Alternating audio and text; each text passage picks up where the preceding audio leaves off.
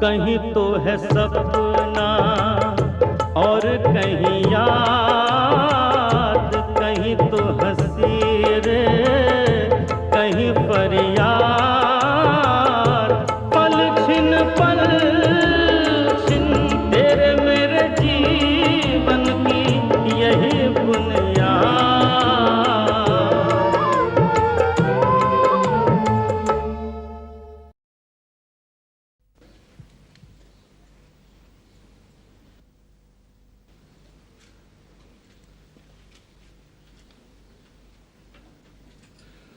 बहुत देर तक काम करने लगे हैं रोशन और सत्यवीर। इस तरह तो सेहत खराब हो जाएगी। मेहनत से किसी की सेहत खराब नहीं होती मास्टर जी। सत्यवीर तो खैर शुरू से ही बहुत मेहनती लड़का रहा है, लेकिन अब रोशन भी 16-16 घंटे काम करने लगा है। बीबी रानी के आने के बाद बहुत सियाना हो गया है हमारा रोशन। पहले तो मैं समझता था कि बीबी रानी भी रोशन की तरह ही मक्कार है लेकिन उसने राय बदलने पर मजबूर किया है लाजो जी। हर बात में वो मेरे से उल्टी है, लेकिन फिर भी मेरे को बहुत पसंद आने लग पड़ी है। माताजी कौन पसंद है आपको? लायक पुत्र रोशनलाल? नहीं, ये बीबी रानी।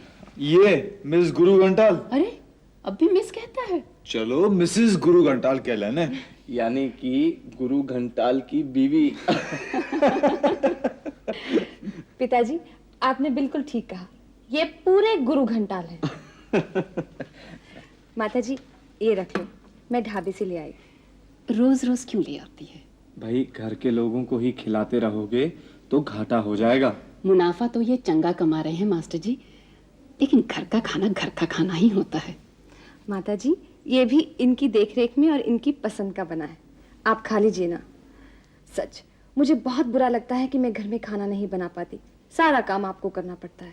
जब तू दिन भर ढाबे में काम करती है बीबी रानी, तो घर में चूल्हा चौका किस तरह कर सकती है? कर सकती भी नहीं, इस तरह के काम तो इससे आते ही नहीं माताजी। आप बैठिए माताजी, मुझे बनाने दीजिए। इस समय तो बहुत थकी होनी है, फिर कभी बना लेना। माताजी डायलॉग वो बोलो जो दिल में हो। इससे कहो कि बना तो तूने जरूर देनी है सब्जी, मगर फिर किसी ने खानी नहीं है बीवी रानी। नहीं, घर का तो सारा ही काम चंगी तरह जानती है, और बाहर का भी। जादू का डंडा घुमाना भी जानती है। मैं 33 साल से आपकी सेवा में लगा हूं, लेकिन आपने तारीफ में एक लफ्ज भी नहीं बोला, और इससे आए हुए साल नहीं हुआ कि आप सर्टिफिकेट पे सर्टिफिकेट काटते चले जा रहे हो। जादू का डंडा फेरना नहीं आता तो ढाबे में सिर्फ चाय पीने आया हुआ ग्राहक साथ में टोस्ट और ऑमलेट खाने को मजबूर नहीं होता, और सिर्फ दाल रोटी मंगवाने वाला बिरयानी और गोश्त भी नहीं मंगवाने लगता। ढाबे में बीबी रानी वेटर का काम करती है क्या? हाँ, वेटर, मैनेजर, कैशियर सभी यही है। बहुत फुर्ती के साथ अपना काम करती है। फिर भी ये मेरे को तनख्वाह नहीं देते पिताजी। और मैं जो चीफ कुक लगा हुआ हूं, मेरे को तनख्वाह कौन दे रहा है? अभी तो जो कमा रहे हैं बैंक में डाल रहे हैं। सुना ढाबा अच्छा चल निकला है? हाँ पिताजी, मेरी वजह से। मैं ही लोगों को ज्यादा खाने और खर्चने के वास्ते राजी करती हूँ। जो भी हो रहा है तुम्हारी वजह से हो रहा है। ये ढाबा खोलने की बेवकूफी भी तुम्ही ने करवाई। मैं तो कहा था कि इस धंधे में ज्यादा कमाई हो ही नहीं सकती। ढाबा मैंने इसलिए खुलवाया क्योंकि उसे खोलने और चलाने लायक ही पैसे हमारे पास थे। रोशन, तुम्हारे मन में तो शुरू से ही किसी बड़े होटल के मालिक बनने का अरमान है। न सही बड़ा होटल, छोटा ढाबा ही सही। कोशिश करता रहा रोशन, तो एक दिन होटल का मालिक भी बन जाएगा। अपने साथ आए हुए शरणार्थियों को देख, कहां से कहां पहुंच गए। मेरा क्या है पिताजी कि मैं वहां सीधा पहुंचना चाहता हूं। कहां से कहां पहुंचने में कैसी कैसी मुसीबतें झेलनी पड़ती हैं, यह आपको पता ही होना है। मस्खरी करके कहीं नहीं पहुंचना है तेरे को। आप बद्दुआ मत दो माताजी। और पिताजी, आप बकायदा सिर पर हाथ रख के कहो कि एक दिन होटल का मालिक बन जाना है। मेरा आशीर्वाद है, तू होटल का मालिक जरूर बनेगा। पिताजी जितनी बड़ी बात तो मैं नहीं कह सकती, मगर ये आशीर्वाद जरूर दे सकती हूँ कि तुम जल्दी ही एक रेस्टोरेंट के मालिक बनोगे। जगह ही नहीं है तो रेस्टोरेंट किस तरह खुल जाना है?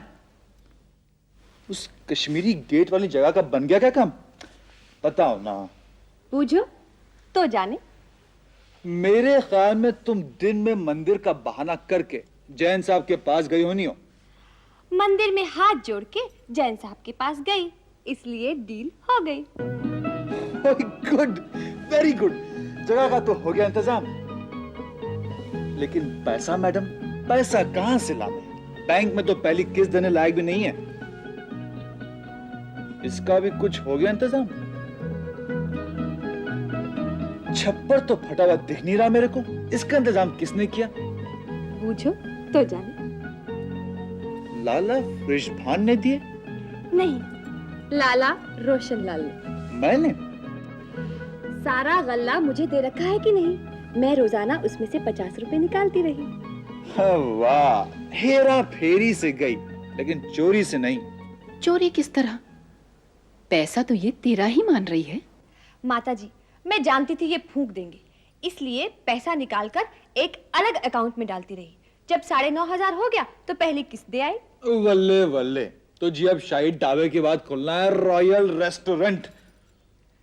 रेस्तोरा रॉयल। क्या क्या क्या क्या क्या क्या?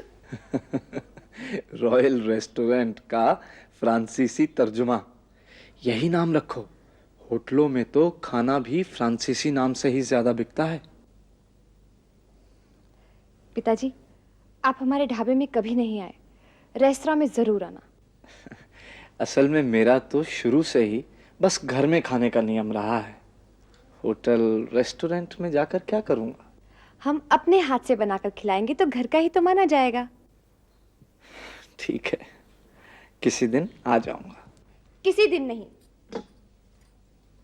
पहले ही दिन हम आपको शुद्ध हिंदुस्तानी भोजन फ्रांसीसी में कराएंगे। हमारे लिए बहुत फक्र की बात होनी है कि आप छोटे लाड आके हमारे रेस्टोरेंट का इनॉग्रेशन करें। पहला ग्राहक ऐसा हो जो पहली बार ढाबे होटल का खाना खा रहा हो। वाह जी वाह। चलो, अब सब तय हो गया। Restaurant royal, patron en chef Monsieur Aveligam, proprietor Princess Raj Rajeshwari and बड़ा बावर्ची रोशन लाल। यही बुनियाद Monsieur Rosen Lal. Madame la princesse. Food for table number 1. Food for table number 1, s'il vous plaît. Merci.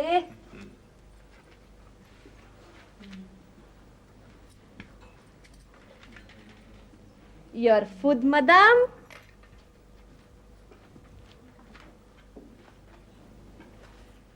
Monsieur. सुगंध तो बढ़िया आ रही है। स्वाद भी चंगा होना है मास्टर जी। हमारे रोशन को बनाने खाने का बड़ा शौक है। लेकिन ये है क्या बीबी रानी? Ripilave indienne avec légumes assortés. कोई ऐसी वैसी चीज नहीं ना खिला देना बीबी रानी। आंखों से देख ही रहे हैं कि क्या है। फ्रांसीसी में नाम बता के अपनी सास को डराओ मत। चाचा जी, पैरी पेना चाचा जी, पैरी पेना चाची जी। हाँ भैया भाई, बैठ। जी शुक्रिया। आपने तो वही घास फूस खानी हुई। मैंने अलग टेबल पर बैठ जाना है, मगर यहाँ से आपके साथ जरूर चलना है। जरूर चलना। मैं आपके हल्के से चुनाव लड़ने की सोच रहा हूँ। आपका आशीर्वाद चाहिए। पार्टी का आशीर्वाद तुझे मिला तो मेरा तो मिलना ही मिलना है। ठीक है, तुम आपके साथ ही चलूंगा। आप उधर सारे वर्कर्स के साथ मिलवा देना मेरे को। Monsieur, this way please. आप लभाई की मदद करने चले हो मास्टर जी? जिसे पार्टी खड़ा करेगी उसकी मदद करूंगा। जब काम आपने किया है उस हलके में, तो पार्टी टिकट आपको क्यों ना दे मास्टर जी? टिकट पाने के लिए काम नहीं किया है लाजो जी। चलो खाना खाओ। मैंने कहा जी, ये टंगड़ी कबाब लखनवी और टंगड़ी कबाब हैदराबादी दो अलग अलग डिशें किस तरह हैं? आप ना तो हैदराबादी हैं, ना लखनवी। आपको किस तरह समझाऊं लल्ला जी? कोशिश तो करो परजाई जी। क्या इन दोनों को बनाने का तरीका अलग अलग होता है? थोड़ा बहुत, मगर ज्यादा फर्क इस वजह से पड़ता है कि एक के लिए हम हैदराबादी मुर्गा इस्तेमाल करते हैं और दूसरे के लिए लखनवी। दोनों में फर्क किस तरह करते हो आप? उनकी उर्दू सुनकर। हैदराबादी हो या लखनवी, मुर्गे की टांग तो मुर्गे की टांग ही रहनी है परजाई जी। आप तो हद करते हैं। जब जबान में उतना फर्क है तो टांग में तो कितना होगा। अच्छा, तो ये भी यहाँ पहुंच गए चाचा जी से मिलने। नमस्ते अभिलाराम जी। नमस्ते लाजो बहन। माफ कीजिएगा, बेवक्त पहुंच गया। नहीं नहीं, बिल्कुल वक्त से पहुंचे। तशरीफ रखिए। बीबी रानी, हर्षरंदास जी के लिए भी कुछ लाभ? नहीं बेटे, भोजन करके ही निकला हूं। आपको खुशते खुशते यहाँ तक पहुंच गया। हमारे बेटे का रेस्टोरेंट खुला है, मुंह तो मीठा करना ही होगा। जा कुछ मीठा ले आ बीबी रानी। आपसे खास सलाह करने आया हूं हवेलीराम जी। आज्ञा कीजिए। मेरी बेटी मंगला पर जो बीती है वो तो आपको पता ही है। वो बेचारी तो दुख में बिल्कुल पत्थर हो गई है, कुछ बोलती ही नहीं। अब वो आपके सतवीर से थोड़ी बहुत बात करने लगी है। वो बता रहा था कि पॉलिटिकल काम करना चाहती है। कहती है कि लिटरेचर और पॉलिटिक्स दो ही मेरे फील्ड हैं। अब लिखा तो जाता नहीं। कैसे लिखे? ताजा घाव है। ठीक है, पॉलिटिकल फील्ड में ही डालिए उसे। मैं ऐसा सोच रहा था जी कि आपके हल्के से उससे कॉरपोरेशन के इलेक्शन लड़वा दूं। नए लोगों को वहीं से टिकट मिल सकता है, मगर उसे वहां से चुनाव लड़ाने की बात सोच ही तब सकता हूं जब आप अपनी तरफ के लोगों का वोट दिलाने का वादा करें। वोट तो पार्टी का होता है हर्षरंदास जी। पार्टी जिस भी उम्मीदवार को खड़ा करेगी, पार्टी वाले उसी को वोट देंगे। लेकिन लभाया तो अभी ये कह रहा था कि टिकट उससे मिलने वाला है। मैं नहीं समझता कि धर्मचंद इतनी बड़ी बेवकूफी करेंगे। मगर क्यों? जब हर्षरंदास जी अपनी बेटी वास्ते कोशिश करते नहीं ना डर रहे, तब आप मेरे वास्ते कोशिश करते क्यों डरते हो? मैं तो चाचा जी के साथ सब कुछ तय कराया। तेरे चाचा जी हैं पार्टी के प्रेसिडेंट, उन्होंने बनवाना है मेरे को सेंटर में मिनिस्टर। मैंने नहीं मोल लेनी है बदनामी। बदनामी आपकी होनी है, बर्फ वालों की नहीं। वो नहीं ना डर रहे बदनामी से, तो आप क्यों डरने लग पड़े? लबाए, अभी मेरी देखरेख में तू बिजनेस कर। सुना? अपनी देखरेख में मेरे से पॉलिटिक्स कराने के ख्वाब मत देख। अब बर्फ वाले अपनी बेटी वास्ते नहीं, लाला वृषभान की बहू वास्ते टिकट मांग रहे हैं। और लाला वृषभान तगड़ा फंड देने वाली आसामी है। हाँ, देखा लबा, सियासत की समझ तेरे से ज्यादा तो कराती मल जी को है। लानत है जी ऐसी समझ को। रिफ्यूजियों के हलके में गैर रिफ्यूजी खड़ा कर रहे हो। पार्टी ने जरूर ये सीट हार जानी है। हार जानी है तो बर्फ वाले की ही नाक कटनी है। यहां से मिनिस्ट्री के दो ही दावेदार हैं, एक लाला जी, दूजे बर्फ वाले। पार्टी ये सीट हार जाए, उसी में अपने लाला जी की जीत है। वाह, मैं तो बेकार ही आपकी सियासी समझ की तारीफ कर बैठा। आपके वर्ग दोस्त मिल जाएं तो दुश्मनों की क्या जरूरत। खबरदार जो कभी कहीं कहा कि धर्मचंद जी ये सीट हरवाना चाहते हैं। धर्मचंद जी तो उन तमाम हलकों में पार्टी को जितवाना चाहते हैं जहां उनके अपने रिफ्यूजी भाई बसे हुए हैं। तभी तो उन्हें रिफ्यूजियों का खास नेता मानकर मिनिस्टर बनाया जाना है। तो आप ये चाहते हो कि हम बर्फ वाले की बेटी को जिताने की कोशिश करें? ये मैंने कब कहा पुत्र? आपकी बातें तो मेरी समझ से परे हैं। इसी करके तो कहता हूं पुत्र कि सियासी मामलों में तू अभी बच्चा है। रतिमल जी, इस सीट से हमें सतपाल को जितवाना है। ये आप क्या कह रहे हैं धर्मचंद जी? वो तो बिल्कुल बेवकूफ है। बेवकूफ ही नहीं, बेईमान भी है। दोनों ही तरह से अपने बहुत काम का है, और फिर अगले के पास पैसा भी अच्छा है, रिफ्यूजी भी है। तो हमारे वास्ते क्या हुक्म है? मीटिंग में मैंने बर्फ वाले की बेटी के हक में बोलना है और आप सबने मेरी हाँ में हाँ मिलानी है। तो फिर सतपाल का क्या होना है? उसका नाम आगे बढ़ाने वास्ते मैंने पापा जी को बुलवाया है, क्योंकि लोग उसे मेरा दुश्मन समझते हैं। यही बुनियाद। सबसे पहले धर्मचंद जी की राय ले लें। इस हलके में रिफ्यूजी वोट बहुत हैं। जी, मेरे ख्याल से तो अपने बर्फ वालों की बेटी मंगला से बेहतर कोई उम्मीदवार हो ही नहीं सकता। मंगला जी ने रिफ्यूजी कैंपों में बहुत काम किया था। उनकी हमारे लोगों में बहुत अच्छी साख है।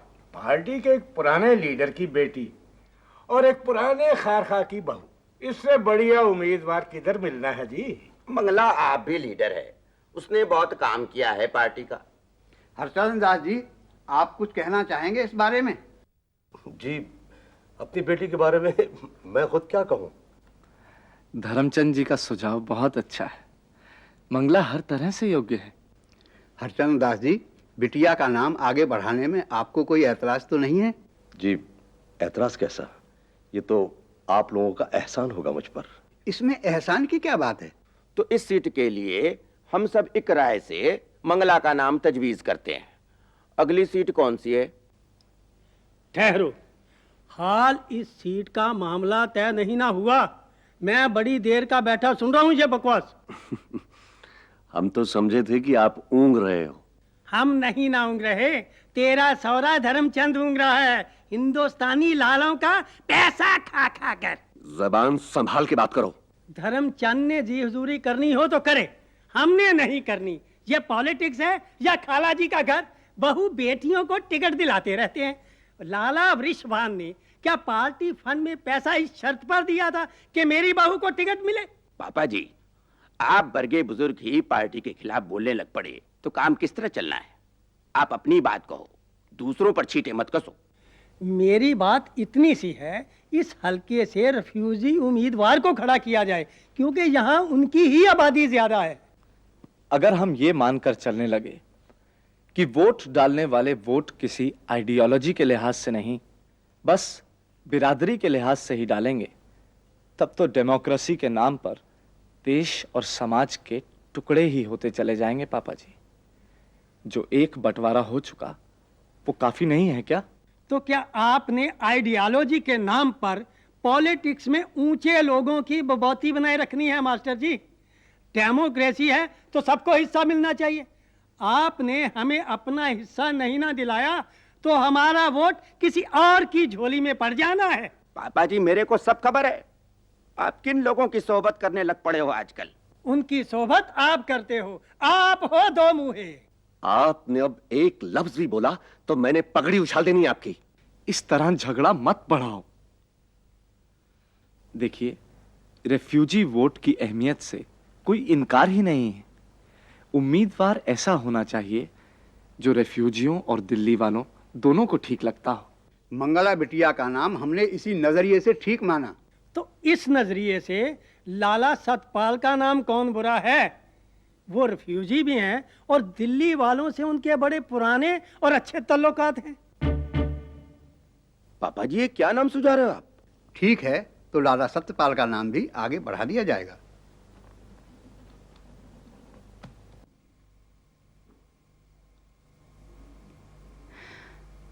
मास्टर जी का दूध रखा रखा ठंडा हो गया होना है। हाँ, आपकी बड़ी लंबी उम्र है मास्टर जी। मैं अभी आपके बारे में ही सोच रही थी। लंबी उम्र पे खुशी मनाऊं या अफसोस करूं, समझ में नहीं आता लाजो जी। अरे अफसोस करें आपके दुश्मन। दूध आपका ठंडा हो चला है, फिर से गर्म कर दूं या ऐसा ही चल जाना है? दूध कैसा भी नहीं चलना।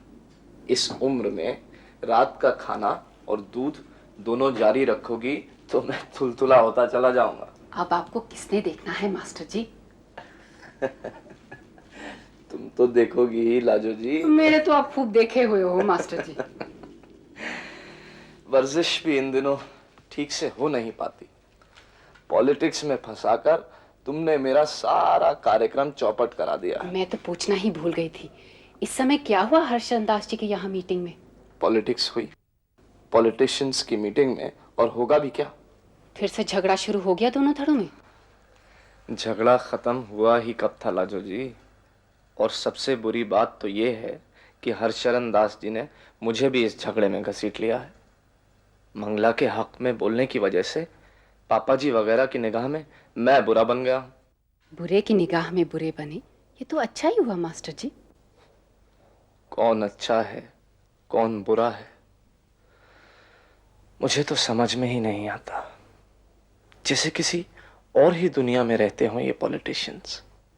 अब देखो ना, ये पापा जी बताए तो लाला धर्मचंद के दुश्मन जाते हैं और तरफदारी वो कर रहे हैं धर्मचंद के खास आदमी सतपाल की।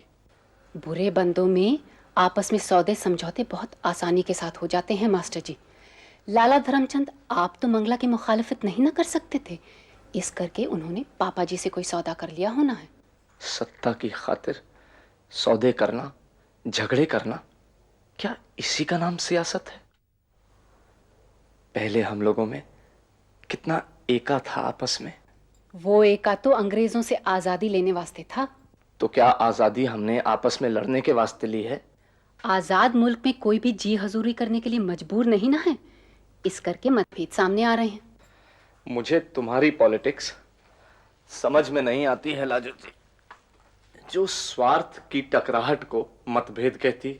और मेरे को मास्टर जी आपकी फिलॉसफी समझ में नहीं ना आती, जो हर बात पे छाती कूट कूट के स्यापा डालती है। हाँ, तो बुरी बात में स्यापा तो डाला ही जाएगा। देश की जनता को विचारधारा के नहीं, भाषा, प्रांत, जाति, धर्म के आधार पर बांटा जा रहा है। ये कोई ऐसी बात तो है नहीं कि जिस पे नाचा जाए, भंगड़ा डाला जाए। इस समय तो भांगा डालने वाली कोई बात नहीं पिताजी, माथा पीटने वाली बात है। हर्षन दास जी से सुनो। तशरीफ रखिए। क्या हो गया हर्षन दास जी?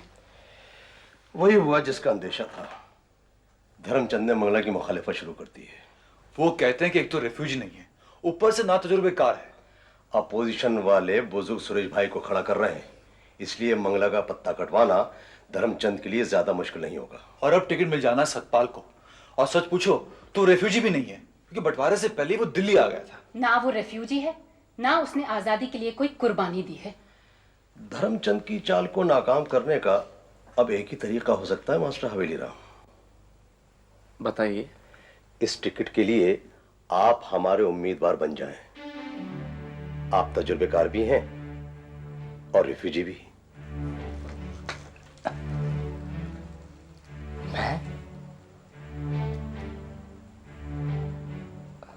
मैं उम्मीदवार बन जाऊं?